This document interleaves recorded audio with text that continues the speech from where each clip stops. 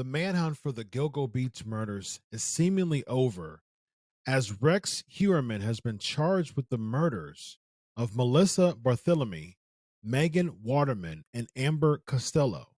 He is also considered the prime suspect in the death of a fourth woman, Maureen Bernard Barnes. He has pleaded not guilty to the charges.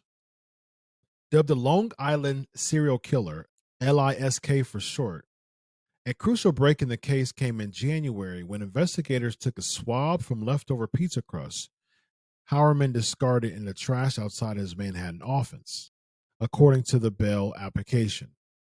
DNA evidence linked him to a hair found on the burlap sack where Waterman's remains were found. A break in the case occurred after discovery of a 24-year-old aspiring actress, Shannon Gilbert, who was a sex worker. Gilbert disappeared following a 911 call from the home of a Joseph Brower. Her remains were found nearly a year later, but it was ruled an accidental death. This led authorities to find 10 more bodies along Gilgo Beach. The DNA from the crust inside a pizza box thrown into a Fifth Avenue trash can in the middle of Manhattan was the catalyst to link Heuermann to the victims in which he is charged for the murders of. Heuermann has been a suspect of the murder since the investigation team reignited the case.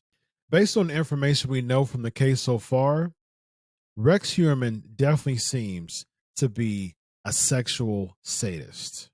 Sexual sadism is defined as a paranoia in which sexual excitement is achieved by intentional infliction of physical or psychological suffering on another person. The harm may be inflicted on a consenting partner, typically involving mildly injurious bodily suffering combined with humiliation. When practiced with non-consenting partners, sexual sadism may involve inflicting extensive, permanent, or even possibly fatal bodily injury. This activity is likely to be repeated, with the severity of the sadistic acts increasing over time. Sexual arousal for sadists is not achieved without being associated with violence and pain, which causes excitement. It also causes a sense of delusion, since sadists believe that women enjoy being dominated and controlled by man, and that this is a part of a woman's nature. Generally, sexual sadists are aroused by either some form of violent or humiliating behavior, the victim's reaction to this behavior, or the resulting feeling of power and control due to the violence inflicted. He wanted you to go to his house? Yeah, initially when we first talked, he wanted me to just meet him directly at his place. But I didn't feel comfortable, and I don't know Nassau County at all. And I'm directionally challenged. I need a GPS to go everywhere, even home. So And you said you had a little spidey sense going too, right? So the way it worked was in the beginning it was kind of anonymous and code names anyway, right? Yeah. But eventually, first of all, you have any question that this is the guy? No, not at all. Because? I'm positive. Well, first of all, he's the only 6 foot something giant man. He's hard to forget. Among all the types of rapists, sadists are one of the most likely to escalate their sexual violence to homicide, associated with humiliation and mutilation. Namely, this being associated with the sexual aggression of women.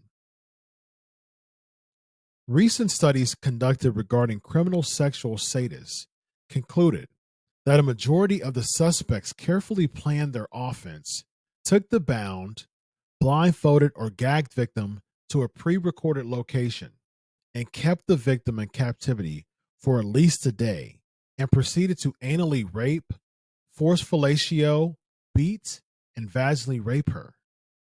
These events also led to murdering and concealing of the corpse. Most of the sadists also recorded their offenses to memorize the victim's pain of suffering to incite sexual arousal. Characteristics of sexual sadists include emotional detachment during an attack, a prerequisite of rehearsal fantasy, and rape often leading to murder, usually by strangulation.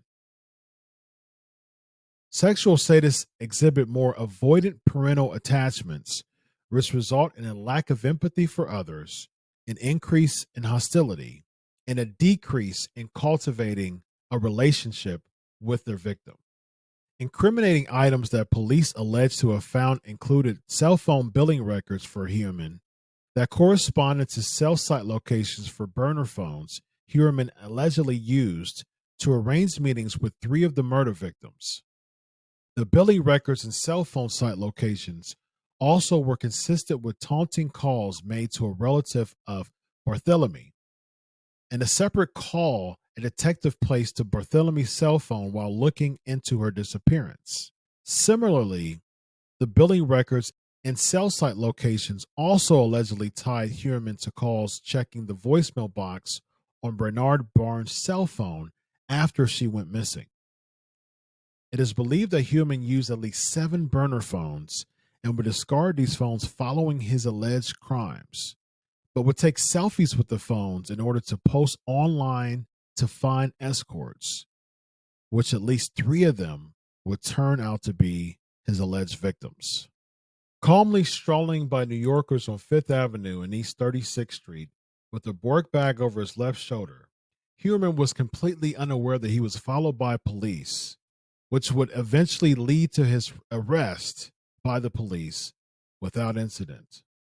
It was said that Heuermann shed a few tears when he was apprehended, and he stood by his innocence, saying that he did not do it. However, the evidence continues to be overwhelming and insurmountable.